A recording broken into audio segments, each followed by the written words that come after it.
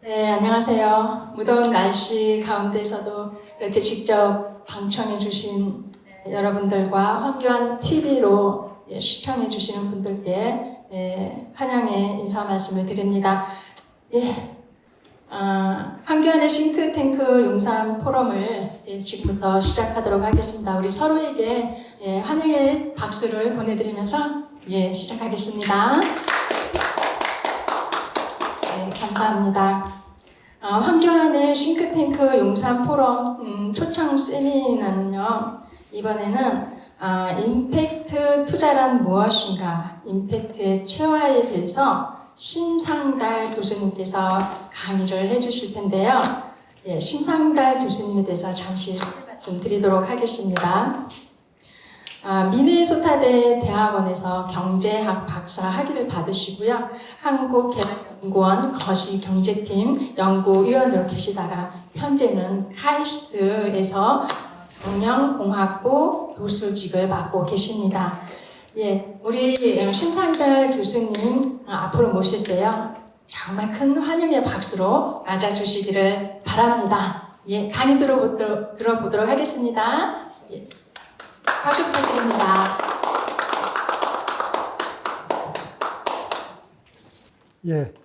감사합니다. 저는 방금 소개받은 심상달입니다. 제가 남산에서 아침에 산보를 하다가 황교안 대표님을 만났습니다. 저희 집사람하고 만났는데 저희 집사람이 먼저 황교안 대표님을 알아보고 인사를 나누고 그랬더니 언제 한번 뵙자고. 그래서 그 지나가는 말로 정치인들 대가 그렇게 얘기하잖아요. 근데 어느 날 연락이 왔어요. 그래서 여기 와서 이제 이야기를 좀 나누고 그랬더니 두 달 후에 무슨 포럼을 운영하는데 스케줄이 있어서 두 달 후에 초청을 한번 하겠다고. 그래서 제가 그날 이제 임팩트에 관해서 혹시 임팩트가 뭔지 아시냐? 그랬더니 임팩트라는 말은 알지만 그 말이 특별한 미닝이 있는 거냐고. 그래서 그렇다고 그랬더니 우리 포럼이 있는데 포럼에 와서 한번 해주겠냐고. 근데 드디어 연락이 왔어요. 그래가지고 또 하나 제가 좋았던 거는 본부장님께서, 정서구 본부장님께서 여기 계신 분들이 미리 와서 공부를 하고 와서 들으신다고 자료를 미리 보내달라고 그래서 그것도 너무 기뻤어요. 왜냐하면 제가 카이스트에서 강의를 할 때 학생들한테 화요일 날 제가 오늘같이 금요일 날 강의를 합니다. 가을에 주로 강의를 하는데 화요일 날 제가 이제 강의 계획을 만들어서 학생들한테 띄면은 학생들이 그것을 보고 와서 저는 이제 그거는 읽은 걸로 뭐 일부만 읽지만 그래서 읽고 와서 질문 위주로 하는데 오늘도 그 자료를 많이 만들었기 때문에 이것을 읽어보신 분들은 임팩트라는 개념이 무엇인지 어느 정도는 감이 잡혔을 거라고 생각을 합니다만 어떻게 내용이 알아볼 만 했습니까? 네. 그래서 이제 여기에 보면은 뭐가 있냐면 그 내용이 제가 이 강의는 상당히 공을 들여서 준비된 자료다 이렇게 보시면 됩니다. 왜냐하면은 임팩트라는 개념이라는 것은 새로운 개념이고 그런데 이 개념을 만들어내신 분과 함께 코로나 덕분에 웨비나로 그분을 모실 수가 있었습니다. 저는 KDI에서 경제학을 연구를 했지만 제가 주로 창의적인 아이디어를 내서 연구를 많이 한 것보다는 포럼이나 컨퍼런스를 오가나이즈 하는 일을 많이 했습니다. 근데 이런 거를 하다 보면은 정말로 훌륭한 저명한 강사를 모시기는 굉장히 어렵습니다. 그런 분을 모시려면은 1년 전에 준비를 해서 뭘 해야 되는데 그래도 굉장히 어렵습니다. 그렇게 해서 제가 컨퍼런스를 하나를 오거나이즈를 해본 적이 있고, 그 다음에 KBS에서 옛날에 나이트라인 심야 토론이라는 게 있었죠. 심야 토론이라는 거를 통해서 지금과 같이 줌이 나오기 전에 미국에 있는 사람들하고 연결해서 토론하고 같이 대화하는 그런 프로도 만들어 본 경험이 있습니다. 이런 것들을 하기 위해서는 많은 기획이 필요합니다. 저는 경제 전문가로서 기획이 있지만 그곳에 작가, PD 이런 분들하고 협력을 해서 그래서 이게 얼마나 어려운 일인지 제가 잘 아는데 제가 이제 카이스트에서 가르치는 학생들은 저개발국의 학생들이 우리나라에 와서 배우는 겁니다. 그래서 우리나라의 코이카가 개발 원조 대신에 학생들을 불러다가 여기 와서 가르치는 그 과목에 제가 가서 가르치는데 그 중에 한 학생이 굉장히 대담한 용기 있는 질문을 했습니다. 제가 이제 서 로날 코엔의 경의 그 책을 갖고 그분이 쓴 책을 갖고 강의를 하니까 우리가 언제 한번 그 양반의 퍼스트 네임이 로니를 스피커로 해서 웨비나를 한번 하지 않겠느냐. 그래서 그 참 대담한, 왜냐하면 그분 바쁘기 때문에 그런 거 쉽게 다 들어줄 수 없을 거라는 거 제가 알지만 일단 본부에 연락을 해봤습니다. 그쪽에 얘기를 했더니 그런 리퀘스트를 다 할 수 없다. 그래서 이제 넘어갔어요. 근데 그러고 나서 1년 후가 됐는데 2021년 가을에 저희한테 연락이 왔습니다. 로널드 코엔 경이 쓴 Impact Drive Reshaping the Capitalism to Drive Real Change라는 책을 한국말로 자기네들이 출판사를 정해서 번역을 했는데 한국에 있는 저희는 이제 로널드 코엔 경과 협력을 해서 코리아 랩이라고 해서 이 랩에 계신 분들이 코리안 내셔널 어드바이저리 보드입니다. 거기에 있는 위원들이 좀 감수를 해줬으면 좋겠다. 리뷰를 해줬으면 좋겠다. 그래서 저희가 리뷰를 하게 됐습니다.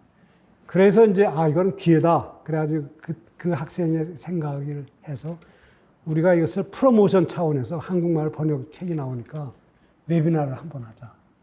그래서 이 웨비나를 하게 된 것입니다. 웨비나를 2022년도 초죠. 2022년도 초에 웨비나를 하면서 제가 이제 로널드 코엔 경이라는 분이 오늘 여러분들한테 오늘 소개하고자 한 것인데 왜 그러냐면 전 세계의 새로운 패러다임 체인지를 앞으로 투자나 경제나 국가가 지향할 방향을 던지고 나아가는 그런 운동을 하신 분인데 그러니까 영국에 같으면은 이분은 큰 어른이세요. 이분이 뭘 하자 그러면 수상이 말을 듣고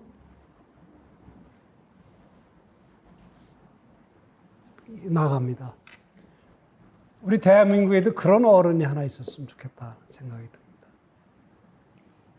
제가 이 자리에 와서 하는 거는 그래서 제가 아까 말씀드린 대로 그런 어른들의 그 공통적인 특징은 자기가 한 말에 책임을 집니다. 저는 그분이 하여튼 제가 그 얘기를 다 하면 시간을 못 맞추기 때문에 그러는데 제가 전 경제학을 전공하면서 지금은 더 이상 경제학을 전공하지 않고 임팩트를 프로모트하는 일을 합니다. 임팩트라는 거와 엠퍼티 이 두 가지 단어를 프로모트하는 일을 하는데 우리나라에도 이런 것들을 프로모트를 할 만한 누가 말을 하면 사람들이 따라올 수 있는 사람들이 좀 있으면 좋겠다. 저는 그런 능력이 없습니다. 근데 그거 너무나 아쉬운 그런 건데 그래서 이분이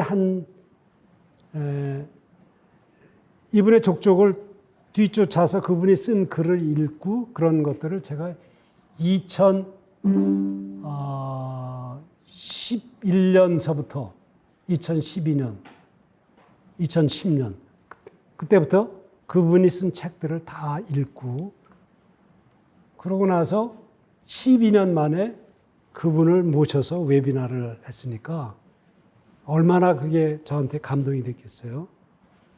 그런데 뭐 많은 사람들한테 알려져 있는 건 아니고 오늘도 제가 감사한 거는 여러분들이 몇 분 안 나왔지만 이것이 황교안 TV를 통해서 나아갈 수 있다는 거 굉장히 감사하게 생각을 합니다.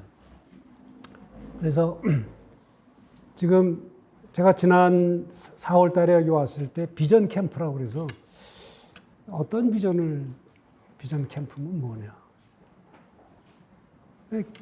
한국이 앞으로 나아가야 될 비전을 제시하고 시대의 흐름에 맞춰서 무엇을 바꿔야 되고 어떻게 한 그런 로드맵을 만들고 제시하고 그런 게 비전 캠프 아니겠습니까?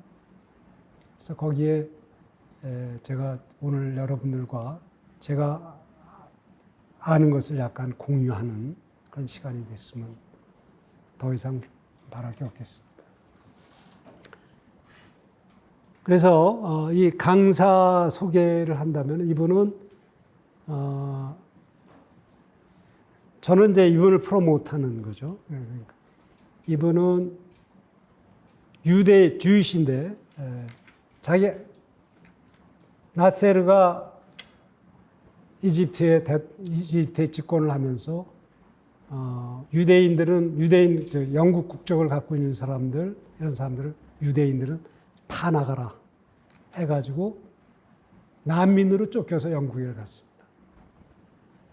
그래서 그 아버지가 40살, 본인은 열 몇 살에 뭐 이렇게 조그만 가방 하나 들고 영국에 도착을 했는데 영국에서 따뜻하게 맞아주고 난민으로서 맞아주고 새로운 삶을 시작할 수가 있었던 거죠. 그렇기 때문에 자기가 어려웠을 때 자기를 따뜻하게 맞아줬던 사람들이 있었기 때문에 자기가 공부를 할 수가 있었고 그리고 장학금을 받아서 미국에 가서 하버드 비즈니스 스쿨에 가서 공부를 할 때 벤처 캐피탈이라는 것이 새로운 트렌드가 다음에 세상을 지배하는 하나의 중요한 트렌드가 될 거라는 것을 감을 잡고 이분이 26살에 소위 말해서 벤처 캐피탈을 시작을 합니다. 그래서 어떤 것을 배우기 위해서 제일 확실한 방법은 본인이 변죽에 있지 않고 뛰어드는 거라는 거죠. 바닷속에 뛰어들어서 수영을 배우려면 바닷속에 뛰어들어가야 된다. 모래 백사장에서만 장난쳐서는 안 된다. 그래가지고 26살에 이 양반이 벤처 캐피탈이라는 거를 시작을 해서 30년 동안에 하는 동안에 에이펙스 파트너라는 프라이빗 에쿼티 펀드, 사모펀드로서 세계에서 아주 인정받는 사모펀드를 만들었어요. 그래서 관리하는 자산이 50빌리언 달러니까, 상당히 큰 거죠. 500억 달러. 전 세계 여러 군데 오피스를 갖고 있고. 근데 이분이 30년 동안 그렇게 해서 한 다음에 느낀 게 뭐였냐면 자기가 이제 곧 나이가 들어가는데 자기 묘비명에 로널드 코엔은 투자를 해서 1년에 수익을 30%씩 남겼다. 이 말 한마디만이 묘비명에 남는다면 너무 밋밋할 것 같다. 이렇게 생각을 해가지고 이분이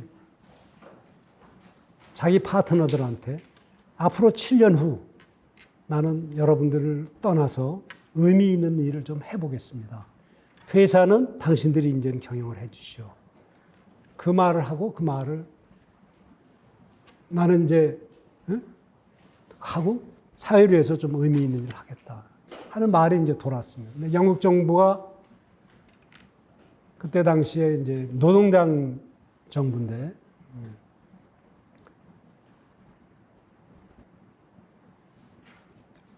데이비드 브라운이 나중에 수상이 되는데 재무장관으로 있을 때 그 재무부의 차관이 이분한테 전화를 해서 우리가 사회 빈곤과 이런 문제를 해결하기 위해서 정부가 노력을 굉장히 많이 하는데 전혀 성과가 나지 않으니까 당신이 기업가적인 시각으로 해서 그 문제가 뭔지를 들여다보고 우리한테 제안을 해 주시오.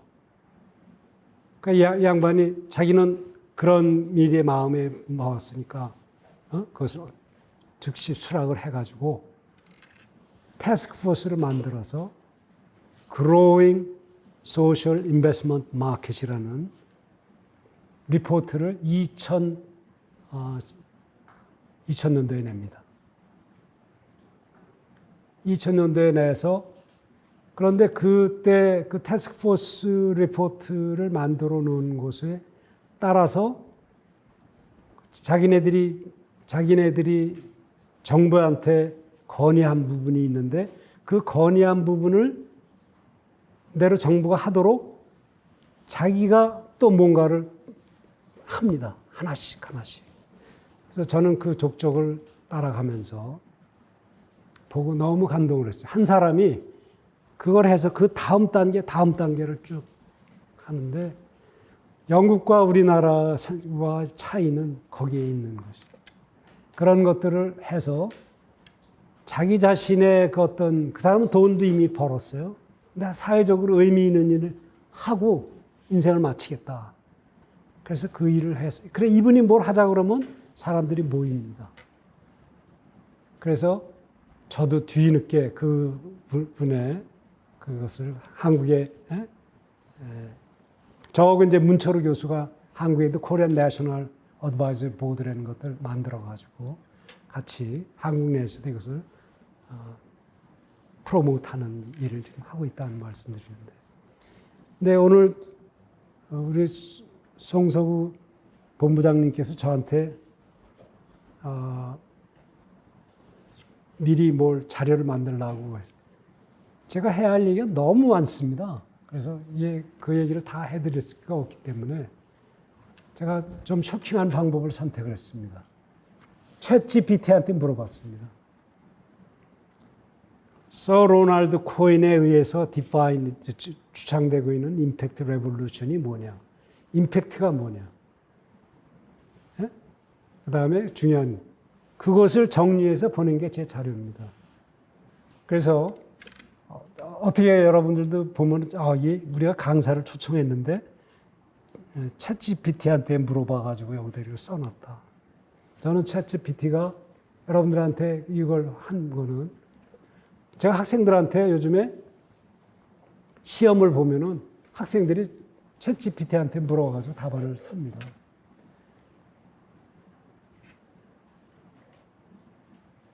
그러니까 그러나 제가 강조하는 방향대로 답안을 쓰지 않으면은 제가 좋은 점수를 주지 않죠. 챗GPT라는 그런 새로운 우리 테크놀로지가 우리 손 안에 있는 핸드폰한테 전부 다 쓸 수가 있는 것입니다. 그래서 그러한 것들이 지금 그러한 테크놀로지가 가능하기 때문에 전에 아담 스미스가 처음에 경제학 웰스 오브 네이션 그 국부론을 쓸 때는 불가능하다고 생각하는 것이 지금은 가능해졌기 때문에 우리가 이제는 새로운 시장을 통해서 정부가 하지 못하는 일들을 할 수 있는 때가 왔다는 것, 그걸 말씀드리고 싶은 것입니다. 이분이 주장하는 바도 그겁니다. 그래서 요약하면은 지금 사회적 문제가 텐션이 많고 빈부 격차로 인해서 가난의 문제를 해소하지 못하는 것, 그래서 사회적 긴장감과 텐션이 많아지고 이것에 편승해가지고 이상한 소리 하는 정치인들이 너무 많아지고 우리나라에도 그렇죠. 그리고 환경적 문제는 이미 그냥 내버려 두면은 큰 재앙이 올 걸 우리 모두 다 알고 있는 거죠. 근데 그러한 것들을 그동안에는 우리가 어떻게 생각했냐면 이거는 정부가 할 일이라고 생각을 했고 돈 많은 사람이 재단을 만들어서 기부금을 내서 할 일이라고 생각을 했는데 그 사회적 문제의 규모가 너무 크고 그게 복잡해지고 새롭게 나가기 때문에 정부가 이것을 대응할 수가 없습니다. 정부라는 건 여러분들 잘 아시겠지만 기본적으로 보수적입니다. 새로운 문제를 대응해서 거기에 답을 찾고 해결책을 만들려면 새로운 실험을 해봐야 되잖아요. 실험에는 반드시 뭐가 따르냐면 실패가 따릅니다. 그런 실패를 따르는 위험을 정부는 기본적으로 택하지 않도록 돼 있어요. 그걸 누가 하냐면 비즈니스가 하는 겁니다. 투자자들이 하는 거죠. 그러니까 투자자들은 돈을 버는 일에 있어서는 그런 일을 하는데 사회 문제 해결하는데 그러면 민간의 그런 역량을 동원할 수 있느냐 없느냐.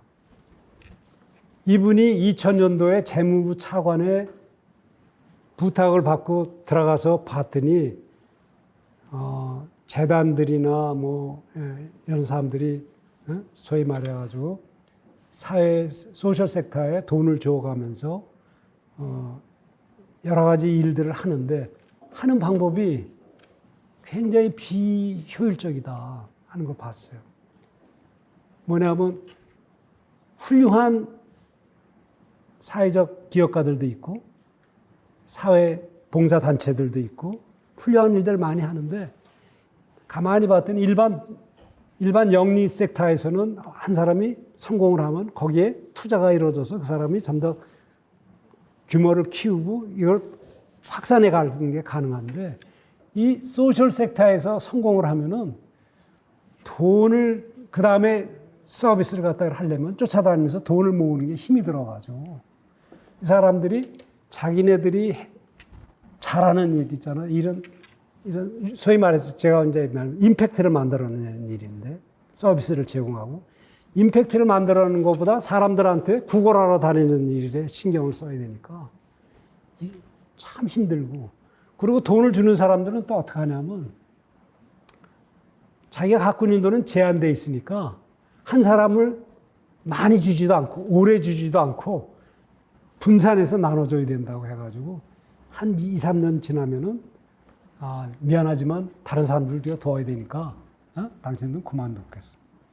이런 것들이 일반적인 프랙티스, 이런 일반적인 관행이었다.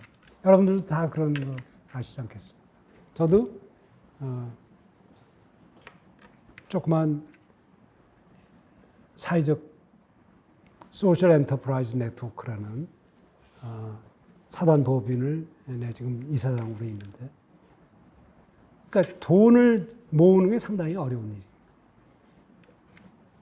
그래서 이분이 생각을 합니다. 그래서 이분이 그때 나온 Growing Social Investment Market이라는 보고서에다가 한 거는 사회 그 서비스를 제공하는 사람들한테 투자를 좀 해주는 방법을, 그걸 소셜 인베스트먼트라는 개념을 도입합니다. 소셜 인베스트먼트죠. 그때 당시에는 이분은 임팩트라는 말을 몰랐어요. 소셜 인베스트먼트는. 그래가지고 이분이 이제 아이디어를 낸 게 돈을 모아서 그 소셜 인베스트먼트를, 그러니까 봉사를 제공하는, 서비스를 제공하는 사람들한테 돈을 나눠주는 중간 조직, 그 사람들한테 돈을 좀 만들어서 줬으면 좋겠다 하는 그런 생각을 하고 자기 자신이 그런 펀드를 하나 만듭니다. 펀드를 만들어가지고 그것이 브리지스 펀드라고 하는데, 브리지스 펀드라는 걸 브리지스 벤처. 그래서 자기가 돈을 만들어서 자기가 투자를 하고, 그러니까 이분이 투자를 하니까 영국의 정부도 돈을, 공적 펀드도 되고 그래가지고. 그래서 소셜 인베스트먼트라는 개념을 이제 퍼뜨리기 시작하고 성공을 합니다. 그러고 나서 거기에서 서비스를 제공할 뿐만 아니라 유료로 해서 서비스를 해서 예를 들면 체육관 같은 건, 그러니까 짐 같은 거는 부유한 사람들만 가는 거잖아요. 근데 거기에서 있는 거품 다 빼고 간단한 시설을 해서, 그 다음에 뭐 빈 시설 같은 걸 개조해가지고 서비스를 제공하고, 그런 것들을 소셜 벤처로 해가지고 거기서 투자한 사람들한테 원금을 돌려주고 하는 그런 레코드를 하나씩 쌓아갑니다. 그러고 있던 차에 이분이 이분한테 어떤 영국 정부가 무슨 얘기를 하냐면, 휴면 예금이 굉장히 많은데 이 휴면 예금을 좀 더 사회적으로 의미 있게 쓰자. 우리나라도 휴면 예금을 서민금융지원재단을 통해서 뭐 미소금융 뭐 이런 거 하고 그랬었죠. 근데 이분들은 굉장히 고민을 해가지고 그 휴면 예금을 통해서 영국의 소셜 인베스트먼트라는 것을 키우는 커다란 도매 금융기관을 만듭니다. 그걸 빅 소사이티 캐피탈이라는 것을 만들었는데, 그게 언제냐면 2012년도에 영국의 휴면, 그러니까 금융기관에서, 우리나라도 휴면 예금이 예금자가 그것을 갖다가 클레임하지 않고 찾아가지 않고 내버려 두고 있는 돈들. 그다음에 영국에는 저축 대부 기관들이 있어요. 그러니까 건물을 지을 때 돈을 빌려가는 빌딩 소사이티라는 것들이 있는데, 거기에 있는 남아있는 휴면 예금들을 다 몰아서 그것을 이제 영국에 있는 로터리 파운데이션에서 그것을 모아서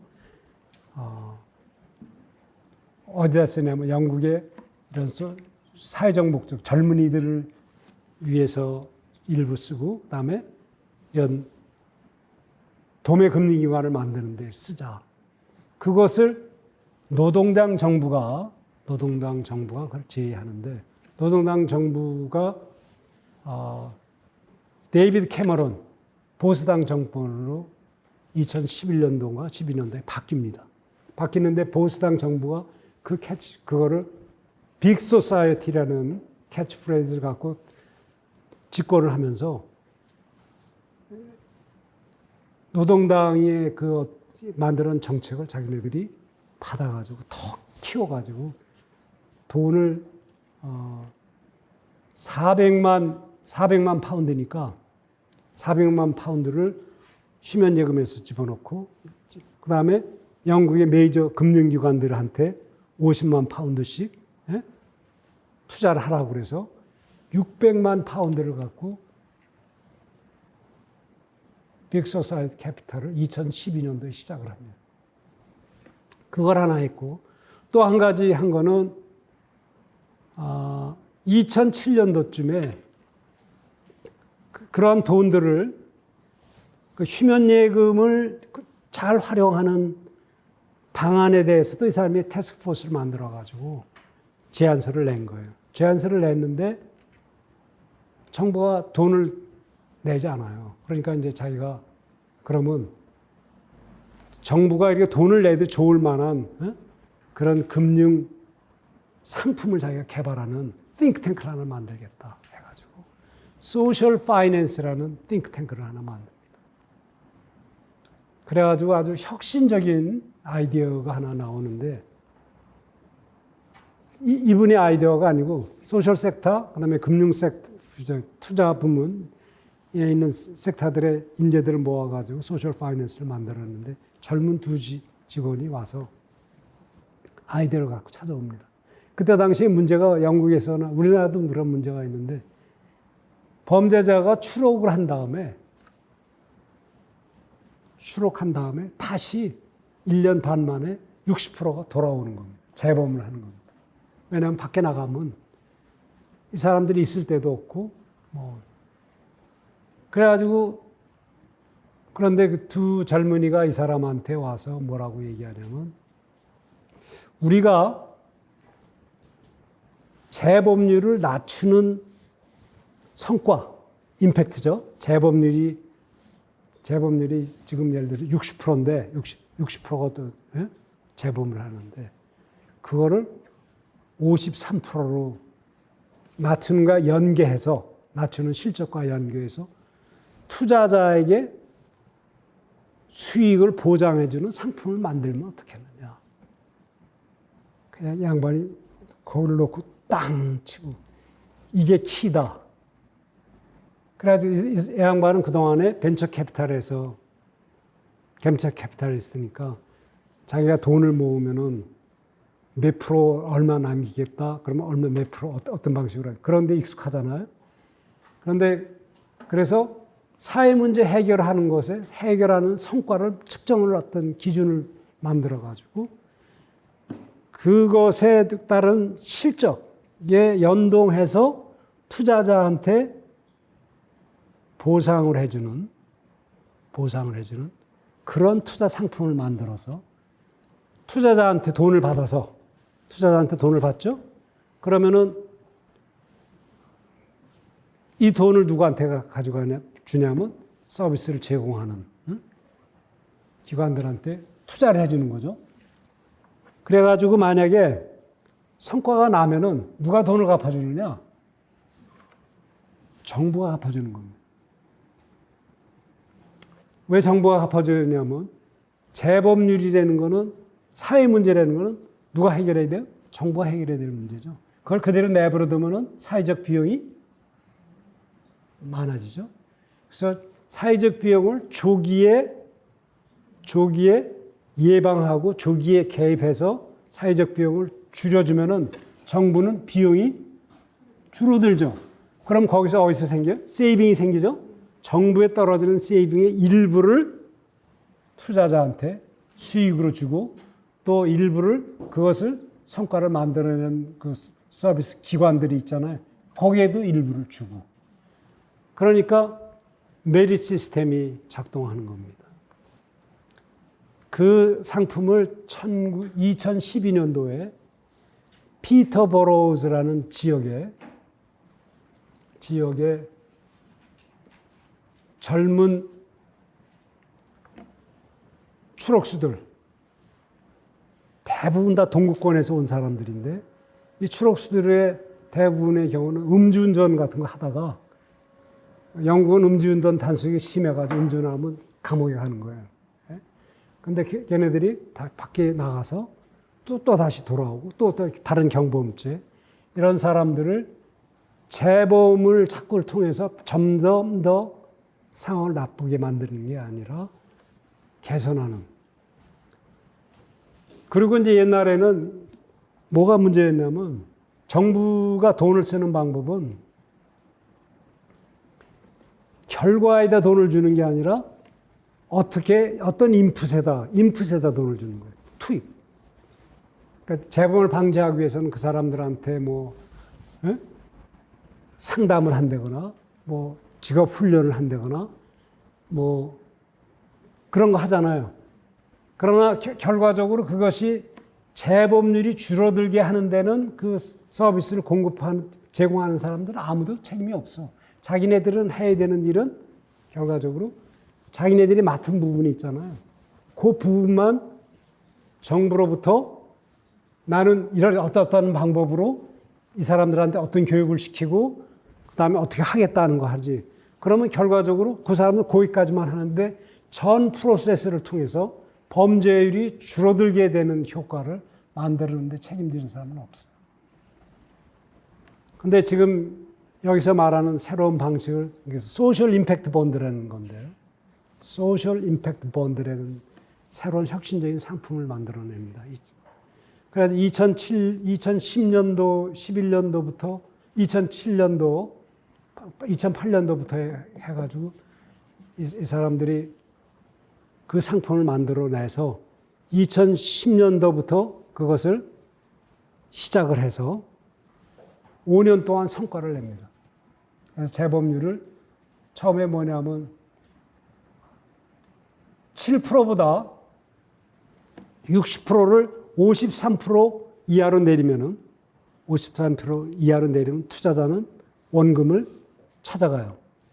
근데 53% 이하를 못 내리자 투자자는 다 돈을 잃는 거예요. 근데 53%보다 더 낮으면은 누가 돈을 주냐? 영국의 정부가, 영국의 법무부가, Justice Department가 돈을 주는 거죠. 주겠다고 약속을 하는 거죠. 그러니까 이제 이 채권의 방식은 로널드 코엔 경우의 팀이 법무부에 찾아가서 내가 투자자들을 모아서 재범률을 60%에서 53%까지 낮출 테니까 당신들이 해야 할 일은 만약에 성과를 그대로 낮추고 그것을 제3자가 객관적으로 평가를 해서 그런 성과가 만들어졌으면, 임팩트가 만들어졌으면 당신들은 원금을 주고, 그다음에 만약 성과가 더 좋았으면 리턴을 조금씩 더 주고, 투자자가. 그 약속 하나만 해 주시오. 그래가지고 이제 그런 거를 outcome payment라고 합니다. outcome based. 네? 성과 지불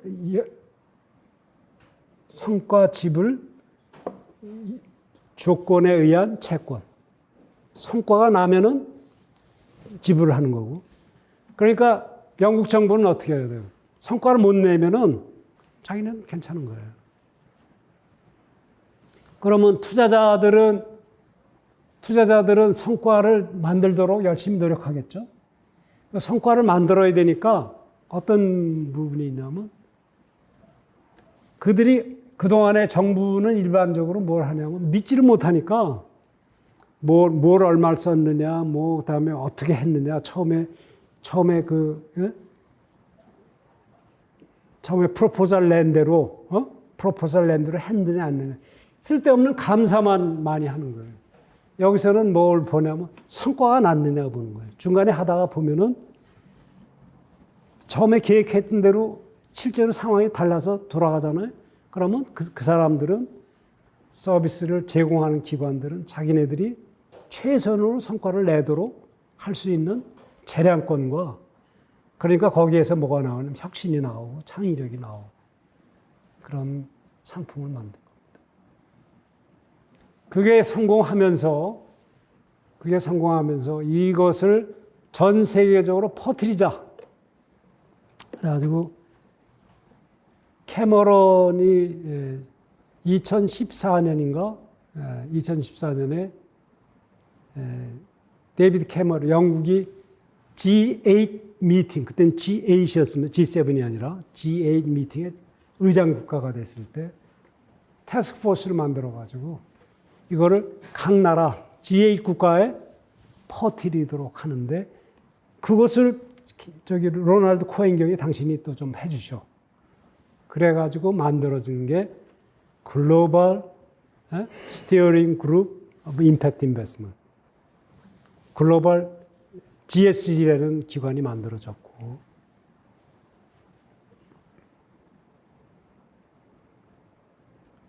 그 GSG라는 기관에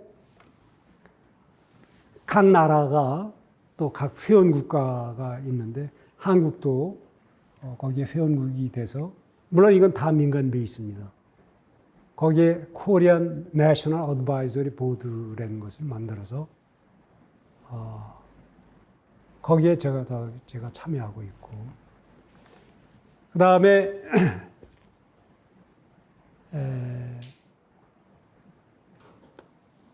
한 가지 2020년도 우리가 2020년도부터 코로나가 왔죠. 코로나가 온 다음에 코로나가 와서 저는 상당히 커다란 베니핏을 받았는데, 주로 이제 이런 세미나나 이런 것들이 외국에서 진행되는데, 제가 그걸 가서 보통 때 같으면은 은퇴한 사람이 비용을 들여서 그런데 가기 어렵잖아요. 그런데 이게 코로나니까 다 웨비나로 합니다. 그러니까 여기 앉아서 줌으로 다 참석할 수 있어요. 있고 그것을 줌으로 보면서 참 많은 걸 배웠어요. 그래서 그걸 학생들한테 가르치고 있고 그렇다는 말씀드리고 싶고 그래서 결과적으로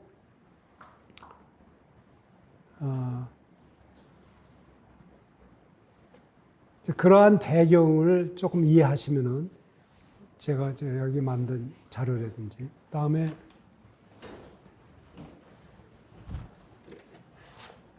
실제 관심이 있으신 분들은 이 책이 너무 잘 써진 책입니다. 저는 이 필드에 저도 2002년부터 이 필드에서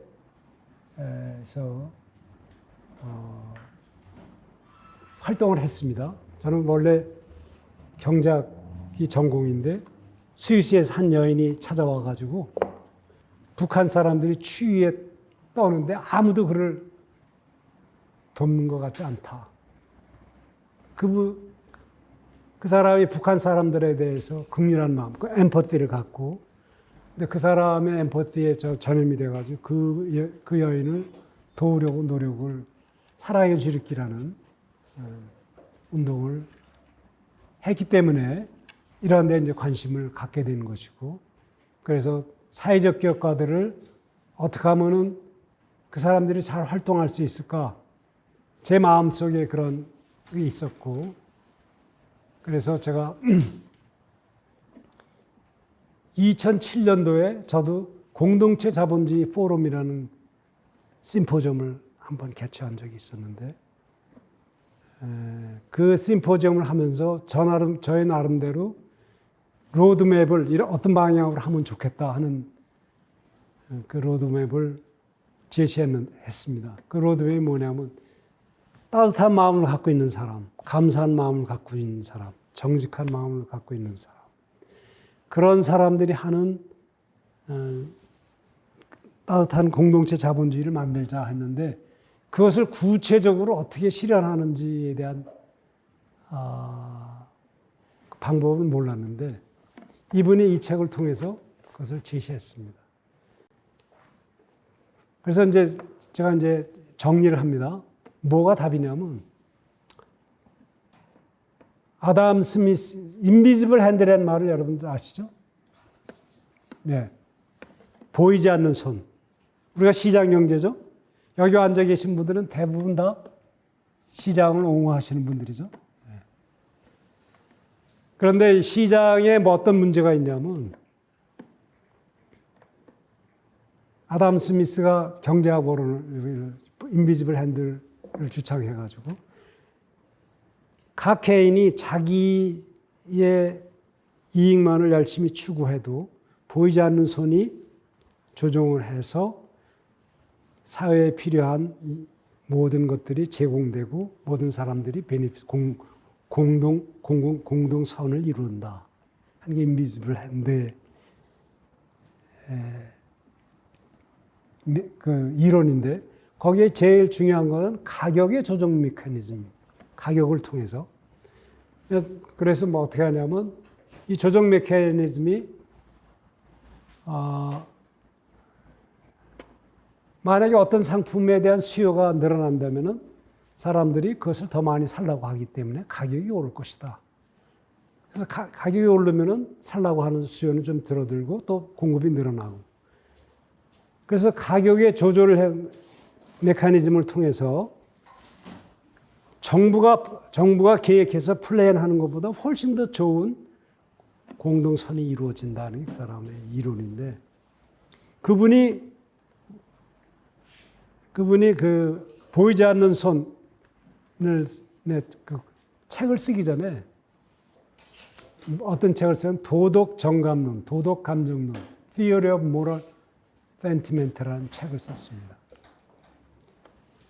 근데 지금 우리 경제학의 일반적인 모델은 사람은 다른 사람의 효용에 대해서 관심하지 않고 자기의 효용에 대해만 관심하고 이런다고 이제 가정을 하는 거죠. 왜냐하면 그렇게 해야 분석하기가 간단하니까, 심플하니까. 그러나 실제 사람이 그렇지 않다는 거죠. 사람 안에는 어떠한 사람도 자기가 행복하기 위해서 다른 사람들을 다 불행하게 해놓고 행복해 줄 수 없다는 거예요. 사람 마음속에 그런 게 있다는 거예요. 그걸 그 양반 한마디로 표현하면 엠퍼티인데요. 그래야지 엠퍼티라는 게 뭐냐면 내가 어떤 사람들하고 같이 느끼는 거예요. 서로 심퍼시를, 뮤추얼 심퍼시, 동시적으로 같이 이걸 느끼는데 내가 어떤 일을 해서 그 사람이 행복을 느끼고 그 행복을 느끼는 거를 내가 다시 느끼고 그렇게 해서 내가 한 행동을 내가 돌아봤을 때 나 자신만이 아니라 아무 생각 없는 제3의 아주 불편부당한 관전자가 밖에서 나를 바라봤을 때 그 사람의 입장에서도 내가 한 일이 공감을 그 사람에게서도 받는 걸 내가 아는 거예요. 그랬을 때 자애가 생긴다는 거예요. 자기에 대한 자존감과 행복감이 생기고. 그런 말을 그걸 기준으로 해서 이분이 국부론을 쓰기 17년 전에 그 책을 먼저 썼어요. 그래가지고 아담 스미스의 무덤이 에딘버러에 있는데 에딘버러의 묘비에 뭐라고 써있냐면 Adam Smith, the author of Theory of Moral Sentiment and the Wealth of Nation. 그러니까 그 사람은 자기 자신이 모럴 센티먼트의 저자라는 것에 훨씬 더 프라우드했던 것입니다. 그런데 그 사람 아담 스미스는 그때 당시에 그것을 그런 거 있는 건 알지만 어떻게 처리해야 될지 모르기 때문에 경제 분석을 진행할 때는 그런 건 없는 거로 하자. 그래가지고 그 후에 이제 많은 사람들이 그것을 발전시켜서 현대 경제학을 이론을 만들고 시장을 만들어냈었는데 지금 시장은 문제가 있다는 걸 알잖아요. 모두 다 알아요. 모두 다 아는데, 근데 제가 이제 이걸 보면은 여기에서 이제 임팩트의 개념이 뭐냐면 임팩트는 내가 한 행동으로 인해서 다른 사람이 영향받은 것을 정확히 측정해서 그것을 돈으로 환산해서 파이낸셜 스테이트먼트에 반영시키자는 거예요. 지금 어떤 회사 같은 우리가 좀 주식 투자 사람들 많이 하잖아요. 주식 투자가 뭘 근거로 하냐면 어느 기업이 돈을 어느 기에 얼마를 벌었다. 그래서 바텀 라인이라고 그래요. 그 제일 밑에 결국 어떤 걸 해서 들어가고 나가고 주고 받고 해서 남은 부분이 수익인데 수익이 얼마 남았다. 파이낸셜리. 이것만을 위해서 그걸 하는데 그거 말고 그 옆에다가 이 기업이 만들어낸 임팩트 있잖아요. 사회적으로 좋은 일 하는 거 포지티브 임팩트. 강물을 오염시켰거나 매연을 했거나 이런 것들을 해서 네거티브 임팩트. 그다음에 아동을 학대했거나 그런 것들을 다 감안해서 오른쪽에다가 한쪽에 임팩트를 계산해서 통합해서 그것을 보게 하자. 그러면은 기업들이 지금은 근데 실제로 그래서 이게 두 개가 한만에 합쳐지는 게 가능하다면은 그 임팩트라는 게 인비지블 핸드를 시장에서 가이드를 해서 필요한 임팩트를 좋은 방향으로 이끌어가는 하트 오브 더 마켓, 시장에 보이지 않는 심장이 될 것이다 라는 게 이 사람의 주장이고, 그리고 아담 스미스도 웰스 오브 네이션을 쓰기 전에 모럴 센티먼트에서 그렇게 얘기했다는 거죠. 저는 경제학자로서 이 양반이 그것을 바라보고 그런데 이제 실제로 말만이 아니라 그 양반이 한 거는 처음에 아까 그랬죠. 소셜 임팩트 본드라는 걸 만들어서 그것을 사방에 퍼뜨렸어요. 근데 소셜 임팩트 펀드라는 걸 만들어서 사방에 퍼뜨린 거는 소셜 섹터에 있으니까 거기에 일반적으로 투자하는 사람들은 재단이나 이런 사람들 투자를 해요. 그런데 실질적으로 더 많은 힘은 어디서 오냐면 자본시장에는 200트릴리언이라는 돈이 있어요.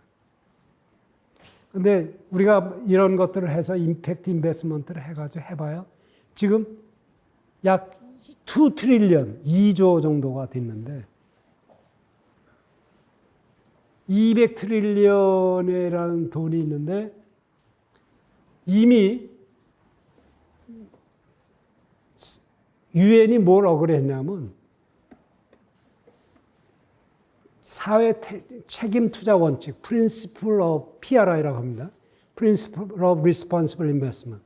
사회 책임 투자 원칙이라는 걸 만들어가지고 2006년도에 세계 굴지의 기업들은 우리가 이제 앞으로 이 세상을 지속 가능하게 발전시키기 위해서는 기업들이 이런 책임을 해야 됩니다.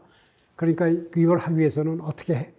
그냥 돈만 벌지 말고 사회의 환경과 지역과 뭐 여러 가지 이런 그걸 ESG라고 그러는데 Environment, Social and Governance. ESG를 고려하면서 투자를 하자. 이 원칙에 사인을 그래서 4,000개의 기업이 이미 사인을 했어요. 사인을 했으면은 그 다음에는 자기가 무엇을 했다는 걸 리포트를 매년 냅니다. 그래가지고 이것을 그 사인한 기업들이 갖고 있는 자산이 120조 달러입니다. 그래 60%죠. 근데 그 중에서 실질적으로 그 사인한 40트릴리언 달러가 지금 이미 ESG를 고려하면서 투자를 하고 있어요. 근데 여기에는 아직 측정은 안 해. 근데 지금 만약에 여기에 대해서 그런데 이미 이 120조에 관한 것에 대해서는 기업들이 자기네들이 좋은 기업이라는 걸 보이기 위해서 자료를 이미 많이 생산하고 있고 요즘에는 빅데이터가 발달해가지고 제가 여러분들 엊그제 엔비디아가 세계에서 가장 밸류가 많이 가는 기업이 됐다는 얘기 다 신문에 났잖아요. 그래가지고 그런 것들이 인공지능의 데이터, 뭐 생성형 뭐 지능이라고 그래요. 그런 걸 해서 제가 여러분들한테 서머라이즈 하는 거, 챗GPT가 이제 그런 걸 이용을 해서 이런 걸 그래서 그런 테크놀로지가 지금은 가능하기 때문에 조사가 가능한 거예요. 그래가지고 하버드 비즈니스 스쿨에서 조지 세라핌이라는 아주 유명한 학자, 교수가 팀을 만들어가지고 이 기업들이 만들어낸 데이터를 갖고 분석을 했어요. 1차적으로 환경적 임팩트도 보고, 그 다음에 고용에 대한 임팩트, 그 다음에 상품을 통해서 미치는 영향, 이런 걸 계산을 했는데, 임팩트 자료를 만들어서 이렇게 보니까 그 사람들의 임팩트를 만드는 거하고 주가하고 약간의 코릴레이션이 있는 거예요. 여기에서 말하는 임팩트가 그 사람들의 단기 프로핏에는 영향을 안 미치지만 그런 인포메이션이 그 기업이 좋은 기업이다라는 인포메이션이 주가에는 영향을 미칩니다. 그래서 벌써부터 그런 힘이 작동을 하고 있는 거죠. 그래서 이분 말에 하면은 한 2, 3년 후에 벌써 2년이 지났는데 이런 그 데이터가 점점 더 많이 만들어지고 점점 더 많이 만들어지게 되면은 그러한 데이터를 아는 사람하고 데이터에 접근이 가능한 사람하고 접근이 안 되는 사람하고는 차이가 있겠죠. 접근이 있는 사람은 그 데이터를 빨리 봐서 그쪽에 투자를 해서 돈을 더 많이 벌 수 있기 때문에 그러한 일이 일어나지 않도록 하기 위해서는 어떻게 해요? 정부가 결국은 개입을 해서 모든 기업들이 그런 데이터를 만들어내서 공시하도록 하는 걸 의무화할 것이다. 그래서 이제 그렇게 되면은 새로운 시장을 통해서 그런 데이터를 보면은 그런 기업에, 그리고 또 한 가지는 이미 소비자들이 말이죠. 특히 밀레니얼 제너레이션 젊은 아이들은 싼 것만 사지 않고 그 기업이 어떤 기업인가 이런 걸 보는 거고, 그다음에 자기네들이 직장을 선택할 때도 그 기업이 어떤 기업인가, 착한 기업인가 아닌가 본다는 거죠. 그래서 제가 이야기를 이제 정리를 해야 되겠습니다만, 제가 이제 한 가지를 더 말씀을 드리면은, 제가 갖고 있는, 그래서 지금 결국은 데이터를 모아서 어떤 기업이 예쁜 기업이고 착한 기업인지를 구별함으로써 알림으로써 이걸 하자는 게 이제 이분이 갖고 있는, 그래서 그것에 따라서 기업들이 그런 좋은 임팩트를 만들도록 드라이브를 하자. 그러게 드라이브 하기 위해서는 임팩트에 대해서 투명성을 높이는 것이 가장 중요한 일이다 하고, 이분은 그걸 위해서 자기가 번 모든 재산을 통해서 재단도 만들고 하나씩 해가고 있어요. 작년도에 제가 처음으로 말라가에서 여는, 코로나가 끝났기 때문에 말라가에서 오프라인 컨퍼런스에 참석을 해가지고 제기를 했습니다. 사람은 아무리 정교한 법으로 조사를 해서 투명성을, 데이터를 조사해서 만든다 하더라도 결국은 그것을 돌아가며 다시 속이는 그런 방법을 만들어낼 것이다. 그래서 더 중요한 것은 정말 좋은 기업을, 좋은 임팩트를 만들어내고자 하는 인텐션, 진정한 마음, 그걸 만드는 방법이 더 좋지 않겠느냐. 그래가지고 그게 이제 임팩트 체화 운동입니다. 그래서 임팩트 체화 운동은 결국은 사람이 좋은 의도를 마음속에 심고 그렇게 한다면은 그러한 것들을 통해서 임팩트를 만들어내는데, 저는 이제 우리 사회에서 제가 가장 지금 통탄해하는 거는 사람들이 좀 미쳐가는 것 같아요. 그렇게 안 느끼세요? 특히 정치에 있는 분들이 제정신이 아닌 것 같아요. 뭔가 이렇게 그 마음에 좋은 마음이 아니라 건강한 마음이 없는 것 같아요. 그래서 그것을 체화하는 그것이 굉장히 시급하지 않나.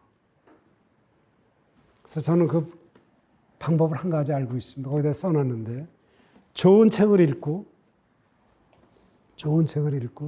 일지를 쓰는 겁니다. 저는 성경을 읽는데 매일 일지를 써요.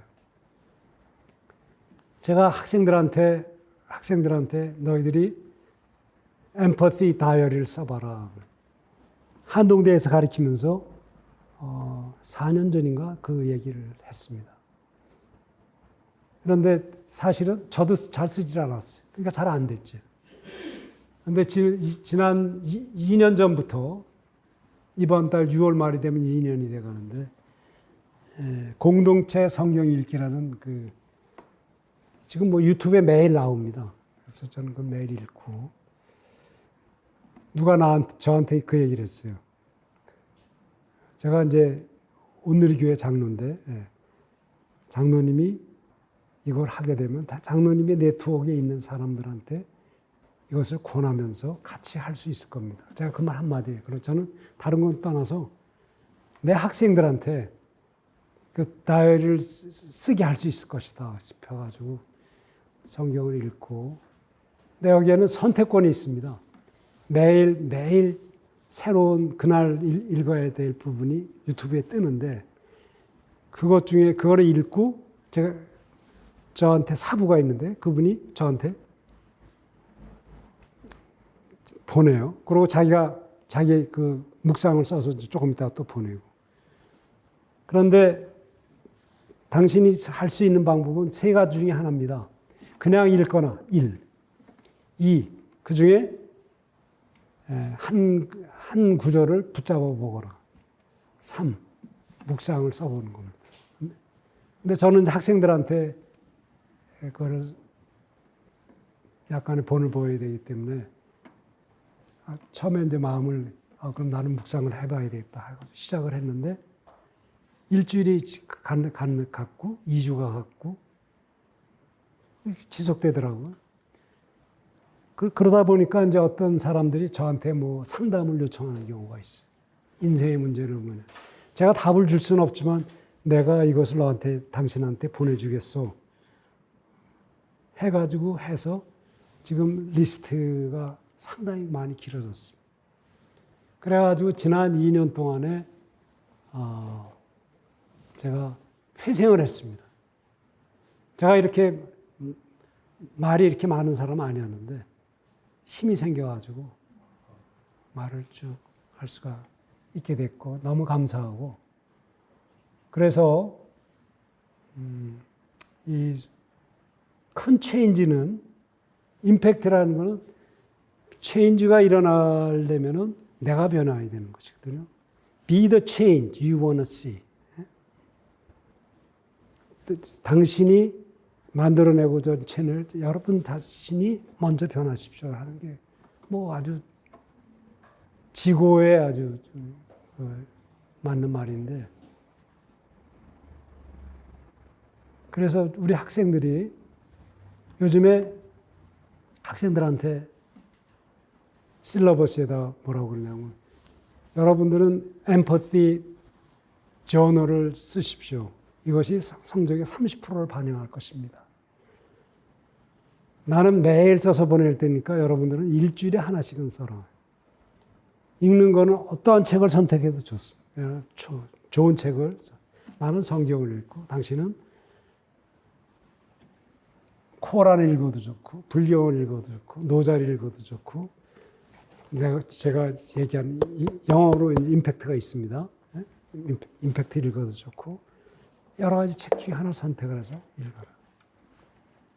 그래가지고 작년도에 첫 해 두 번 학생을 첫 학기에는 학생들이 그렇게 많이 호응을 하지 않았는데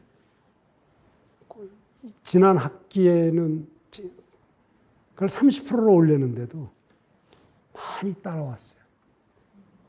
그리고 요즘에 강의 평가를 하죠. 저는 여러분들도 잘 느끼시겠지만 제가 말을 조리 있게 하는 사람 별로 아닌데 그래서 강의 평가가 별로 좋지 않았어요. 학생들이 처음으로 좋은 강의를 평가를 했어요. 자기네들이 진짜 배웠다. 그래서 임팩트 무브먼트라는 것은 기업이 기본적으로 돈만 벌지 않고 좋은 일, 사회와 환경과 어려운 사람들을 위해서 좋은 일을 만들어내는 일을 하는데 그것을 측정해서 이것을 공표함으로써 보상을 해주는 체계를 통해서 자본주의 경제 시스템을 바꾸는 건데 그것의 기본 동료는 우리의 좋은 인텐션이로부터 시작되는 거기 때문에 제가 여러분들이 경제학 백그라운드가 얼마만큼 되는지는 알 수 없지만 제가 마지막으로 얘기하는 책을 하나 읽고 여러분들이 자신이 변하면 여러분들이 행복해지고 여러분들 자녀가 행복해지고 주위에 있는 사람 다 행복해집니다. 그건 제가 자신 있게 얘기할 수 있어요. 내 손녀가 미국에서 공부하면서 제가 쓴 책을 읽습니다. 그리고 제 여동생, 문제 있는 사람들. 그래가지고, 이거는 제가 정말로 공유하고 싶은 삶의 지혜라고 그럴까? 제가 터득한 것이. 이것으로 마치도록 하겠습니다. 시간 좀 길어져서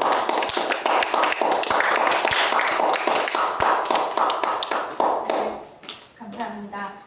네, 심상달 교수님, 임팩트 투자란 무엇인가, 임팩트의 체화에 대해서 강의를 해주셨는데요. 참 흥미로운 그런 강의였다는 생각이 듭니다. 네, 다시 한번 박수 부탁드립니다. 네, 계속해서 토론을 이어가도록 하겠습니다. 두 분이 토론을 해주실 텐데요. 첫 번째로 우리 황인학 박사님께서 시간이 있다고 하셔서 먼저 하는 걸로 하겠습니다. 황교안 TV에서 황인학 박사와 함께하는 안 들리나요? 네. 네, 황인학 박사와 함께하는 황교안의 경제 이야기. 되는 것 같은데 저는.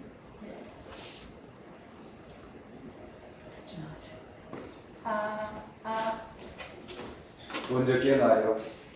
먼저 깨났네요.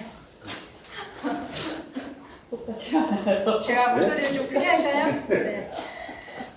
다시 소개를 해드리겠습니다. 황교안 TV에서 황인학 박사와 함께하는 황교안의 경제 이야기 프로를 이끌어 주시는 분이세요. 그 주인공 황인학 박사님 모시고 첫 번째 토론을 들어보도록 하겠습니다. 박수 부탁드립니다.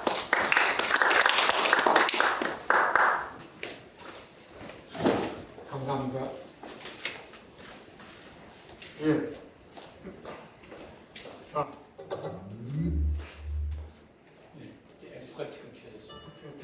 됐나요? 잘 들어요.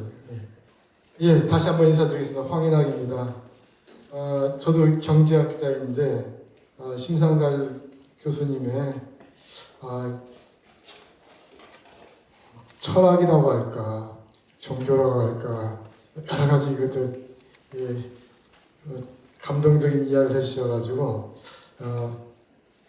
시간 가는 줄 모르고 잘 들었습니다. 그런데 저는 그 지정 토론을 의뢰받을 때 내용을 보고서 임팩트 투자, 임팩트 혁명 이런 내용도 있어가지고 경제 제도에 대해서 이야기를 하면 되는가 싶었는데 막상 현장에 들어보니까 이 경제 제도나 정책에 대한 이야기가 아니라 인생을 어떻게 살 것인가, 착하게 살자, 좋은 의도를 가지고 남에게 부정적인 영향보다는 긍정적인 영향을 주는 그런 이야기를 많이 해주셔가지고 제 토론 어쩔까 싶습니다. 근데 기왕에 준비해왔으니까 임팩트 투자에 대해서 제가 좀 관점은 다를 수 있겠습니다만은 우리 시청하시는 분들이나 여기 와 계신 분들에게 좀 돕기 위해서 개념을 좀 더 확인부터 하겠습니다. 임팩트 투자란 투자 수익을 무시하는 건 아닙니다. 투자 수익을 추구하지만 그와 더불어서 이런 사회적인 문제, 환경적인 문제에도 좀 긍정적인 영향을 창출할 수 있는 그런 목적으로 이렇게 투자를 하는 것이다. 그러니까 결국은 투자자가 하는 겁니다. 투자자의 이야기. 시민단체도 아니고 소비자도 아니고 종업원도 아니고 투자자가 그런 투자를 한다는 겁니다. 임팩트 혁명은 사회적 환경적 문제를 해결하기 위해서 자본, 결국 투자자죠.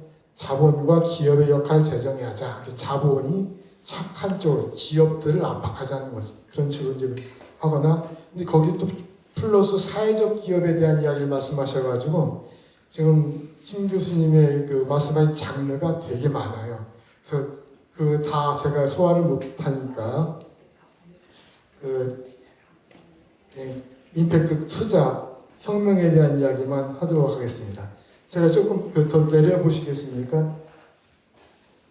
송 교수님께서 조금 스크롤링을 좀 다운해서 아주 임팩트 투자 이런 것들이 코헨경이 이제 이야기를 해서 퍼졌다고 합니다만 본래 이게 그냥 하루아침에 뜬금없이 나온 게 아니라 잠깐 ESG도 말씀하셨는데 굉장히 복잡한 시대적 그런 요청 사항이 있어요. 제가 이제 정리를 해보면 이런 겁니다. 첫 번째, 우리가 대부분의 자원 배분은 시장에 의해서 수요와 공급에 의해서 배분된다고 이야기를 하고 보이지 않는 손을 말씀하는데 시장보다는 기업에 의해서 통제되고 배분되는 게 더 많습니다.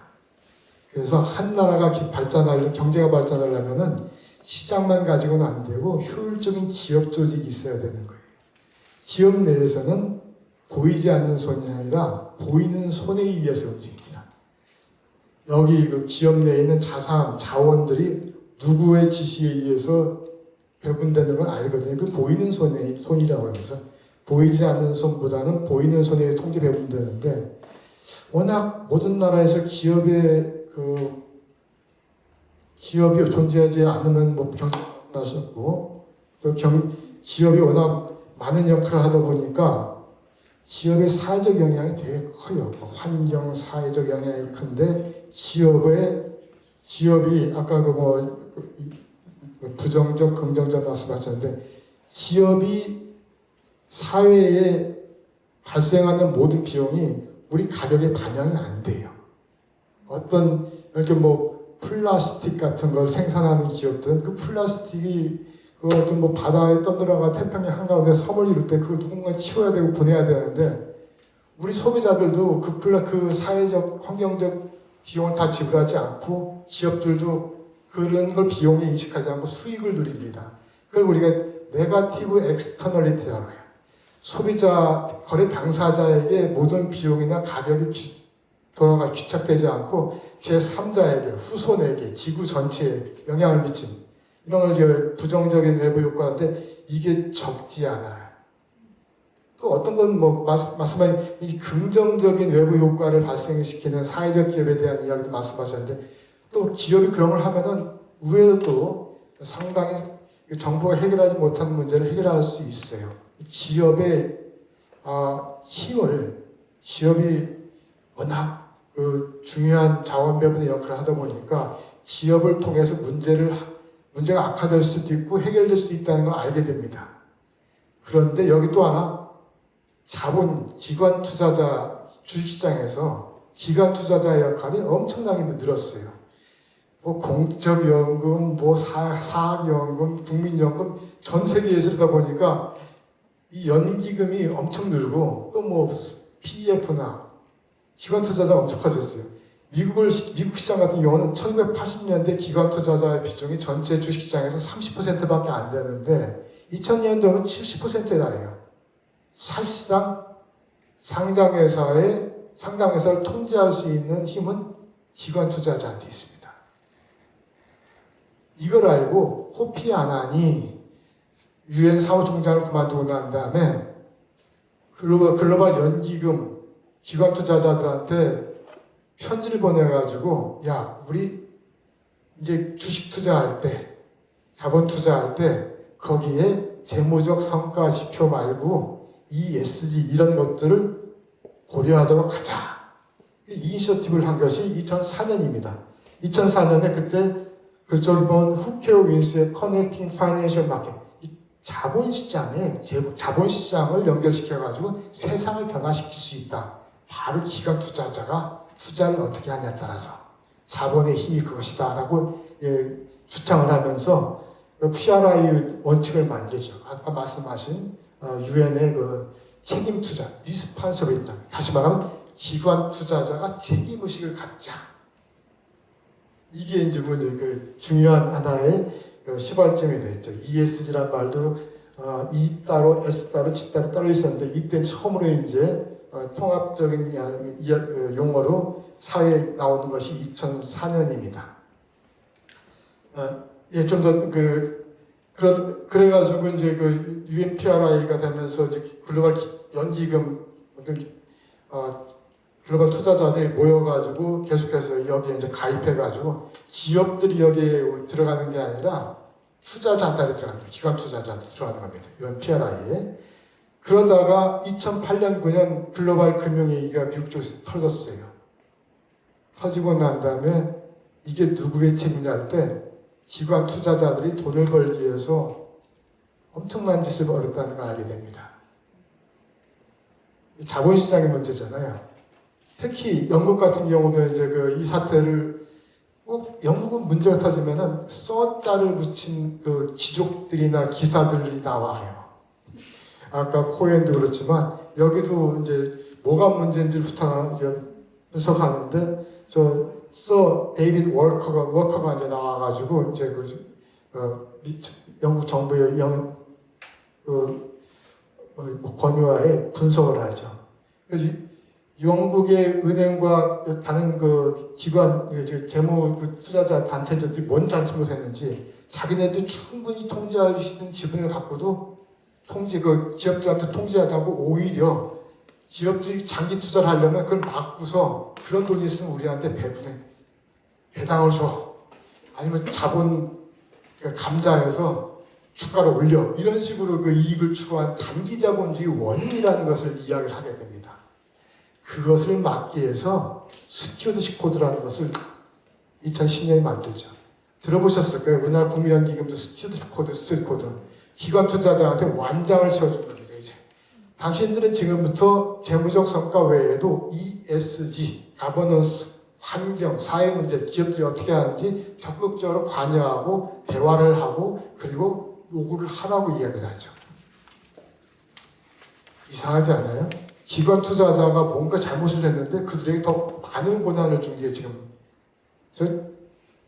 워커스 저 양반도 투자자였어요. 아까 코엔도 마찬가지 투자자들입니다. 결국 저렇게 돼가지고 오히려 완장을 스테치 코드, 스테치로 말이 집사라고 하지만 사실 종교적인 이야기예요. 우리는 기업 경영자나 투자자들을 기관 투자자들 대리로 보는데 내 돈을 대신 운용해 준 사람으로 보는데 여기는 그게 아니라 우리를 믿고 맡기세요. 마치 하느님이 아담과 이브에게 맡기듯이 이런 식의 그런 철학이 들어가 있는 거거든요. 전때 기관 투자한테 리스판서빌리티란 말씀, 어카운터빌리티, 법적 책임을 얘기하다가 그 부분은 논란이 많으니까 리스판서빌리티 맞아요. 기관 주주가 책임이 있다. 2004년 얘기 똑같이 얘기했어요. 같은 연장선상에 있는 거죠. 아마 그때쯤에서 이제 우리 코엔 경우도 이제 임팩트 투자 이야기를 이제 이야기했던 것 같은데, 자 그러고 난 다음에 세상에 뒤집힐 만한 이야기가 2018년 전으로 이제 나오기 시작합니다.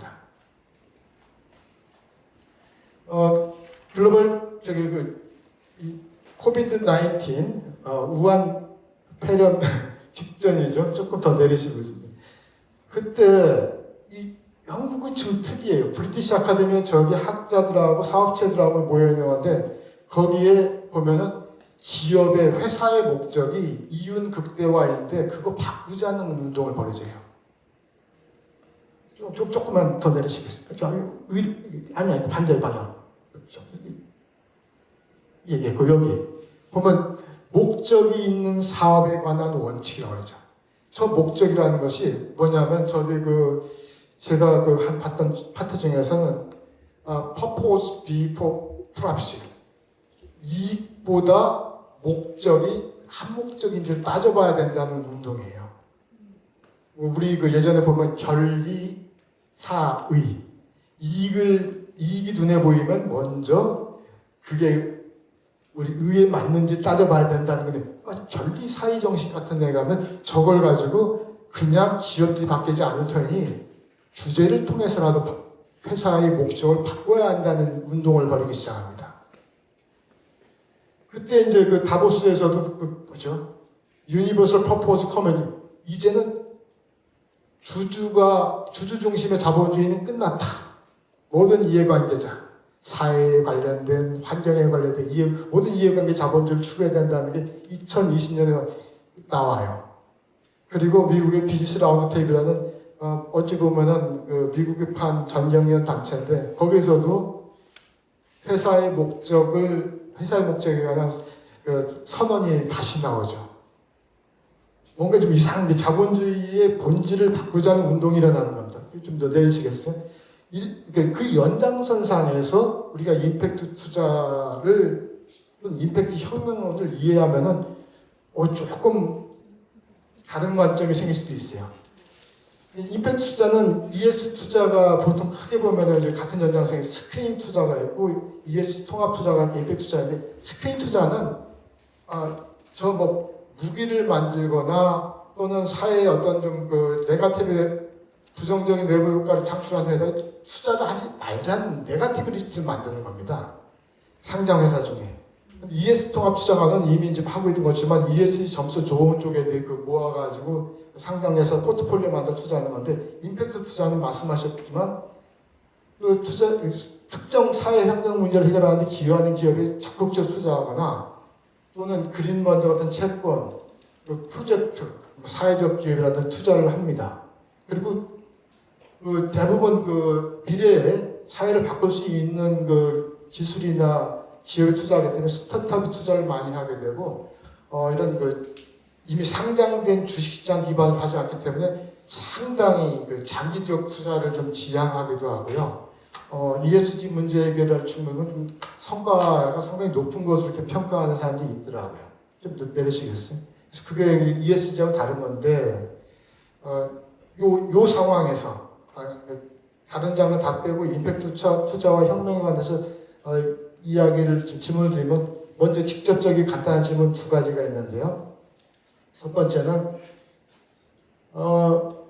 임팩트 혁명의 그 문서에 보면 효과적인 이야기를 말씀하시더라고요. 효율성과 효과성은 좀 많이 다르거든요. 효율과 효과는 효율은 항상 우리 모든 자원은 유한하다. 세상에 공짜는 없다. 어디 뭔가를 달성하려면 우리 다른 데 사용할 수 있는 자원을 투입해야 되는데 그 투입한 자원 대비 우리가 성과를 어떻게 얻느냐 이게 효율이고요. 효과는 투입 얼마나 했는지 관계없습니다. 목적을 얼마만큼 달성했느냐만 따지거든요. 효율과 효과는 다른데 지금 우리 발제문에서는 효과적인 자원 배분이라고 말씀하셔가지고 경제학자들은 자원 배분은 항상 효율성이라고 얘기하지 효과성은 얘기하지 않는데 이게 본래 임팩트 본래 그 책에서 그렇게 일부러 강조했는지 그게 궁금하고요. 두 번째는 임팩트의 3 가지 주요 요소가 있다고 하는데 의도, 측정 한 가지가 좀 빠진 것 같아가지고 다른 분들 위해서 좀 한 가지만 좀 설명해 좋겠고요. 그리고 마지막으로 세 번째인데 조심스럽습니다. 이 부분은 혁명론을 말씀하셔가지고 제도적 관점에서 조금 설명 임팩트 이 혁명론을 말씀하시는 분들 신 교수님뿐만 아니라 다른 분들도 어떻게 생각하는지에 대한 궁금해가지고요. 혁명이라고 하면 현실이 문제가 있다는 것을 생각하고 이걸 본질을 바꾸자는 거거든요. 현재 또는 과거와 단절하자는 것이 혁명입니다. 개선하고 다르죠. 그런다면 지금 현재 자본주의 패러다임을 부정하고 이제 변혁하자는 건데 이건 자본주의 본질을 바꾸려면 투자자 하나만 아니라 자본주의 모든 이해관계자가 동참해야 되는 일이었는데 그렇다면 임팩트 혁명론에서는 아까 임팩트 투자는 투자자들을 움직이자는 건데 이건 혁명론은 투자자뿐만 아니라 모든 이해관계자 같이 움직이자고 촉구하는 것인지가 첫 번째 궁금한 것이고요. 두 번째는 임팩트 혁명은 자본과 기업의 역할을 재정의 하자. 아까 똑같은 회사의 목적을 바꾸자는 것이냐 바꾸겠다면 어떻게 바꾸자는 것이냐 대안이 있는 것인지 그게 궁금하고요. 그 앞에 견리사회 같은 경우 세 번째 당장에 우리 지금 현재 문제되고 있는 상법 개정이 논의되고 있는데 정부나 금감위는 금융인가요? 지금 회사에 상법 바꿔가지고 이사의 충실 의무 중에서 지금 이사의 충실 의무가 회사에 돼 있어요. 회사에게 이사가 충실 의무를 진다고 되어 있는데 거기에 주주의 비례적 의무를 집어넣는다고 해가지고 지금 경제계가 지금 발짝 뛰고 있거든요. 주주의 비례적 의무는 모든 주주를 동시에 만족할 수 있는 방법이 없기 때문에 누군가 꼭 소송을 걸 텐데 그걸 어떻게 감당할 것이냐라는 이제 걱정을 하고 있는 모양이에요. 저는 어느 쪽도 속하지는 않습니다. 아직 제 입장은 없는데 혹시 이런 것과 관련해 가지고 임팩트 혁명론에서는 뭐 회사의 목적과 같이 결부해서 뭔가 입장이 있는지, 궁극적으로는 ESG 중에서는 이해관계자 아까 다보스 매니페스토처럼 이제 프리드만 독트린은 벗어나자. 수주자본주의는 끝났다. 모든 이해관계자, 모든 사회적 이해관계자, 다양성 또는 지구에 미친 영향 이런 것들을 모두 중시할 수 있는 이해관계자 자본주의로 가자라는 논의가 있는데 결국 우리 이 임팩트 혁명론도 여기에 어떤 입장인지 끝으로 의도를 강조하셨는데 저도 늘 착하게 살려고 합니다만 어떤 것은 더 착하게 시작하는 것이 오히려 마누라를 더 화나게 의도는 좋았는데 결과가 안 좋아가지고 좋은 의도가 좋은 결과를 보장하지는 않는다. 니르바나를 언급한 사람 중에 니르바나 끌고 가지 않고 오히려 안 건드리면 못한 결과를 초래했다는 그 열반의 함정, 그리고 지옥으로 가는 길은 온통 선한 의도로 포장되어 있다는 그런 서양의 속담, 규제 역설, 정부의 정책이나 법령 개정 앞에 보면 그 법 개정 취지 보세요. 엄청 좋아요. 뭐 보호나 뭐 육성이나 뭐 안 좋은 취지가 없습니다. 근데 꼭 나쁜 결과만 빚어내요. 규제의 역설. 이런 문제점들을 이미 알고 있을 텐데 우리 임팩트 혁명론은 여기에 대해서 어떤 그런 대비책이나 또는 통제 방안을 가지고 운영하고 있는지 궁금해가지고 질문을 드립니다. 아이고, 죄송합니다. 감사합니다.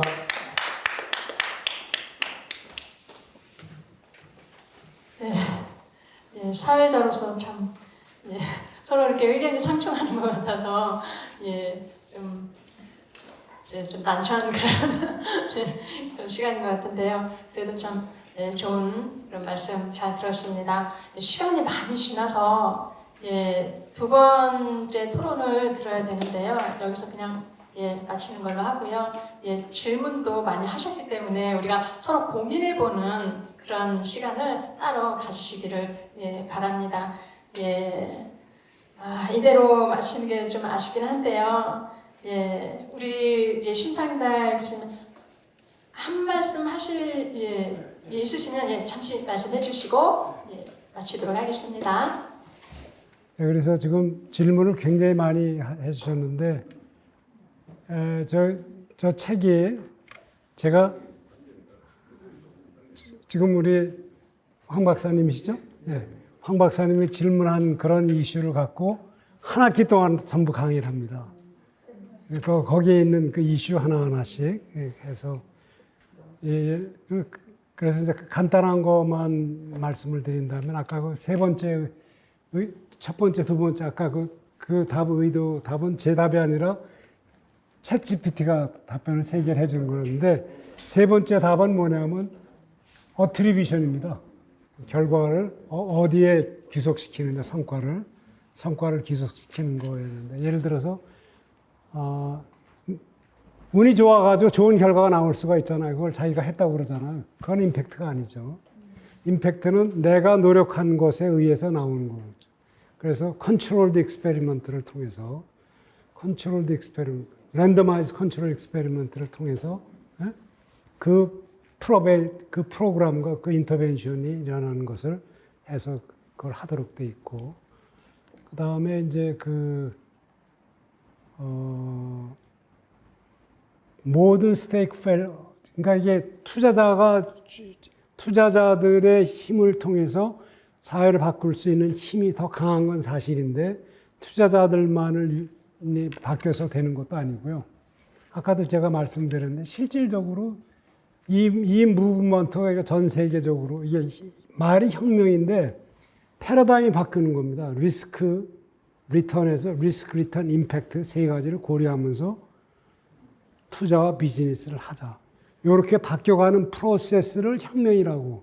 왜냐하면 그전에는 돈만 버는 거였는데 그런데 그것에 제가 이제 그걸 강조했던 이유는 아담 스미스의 경제학의 기초에도 의도, 좋은 뜻 그런 것들을 측정할 수가 없어서 그렇게 만든 것이지 사람 인생사가 그렇지 않다는 것을 인정한 겁니다. 그리고 지금 말씀하신 것 같이 좋은 의도를 갖고 사기친다고 사기치는 사람들 많고 그러기 때문에 트랜스페런스가 중요하다고 강조하고 그래서 이 사람들이 얘기하는 거는 회계 시스템을 갖다가 General Accepted GAAP에서 Impact Weighted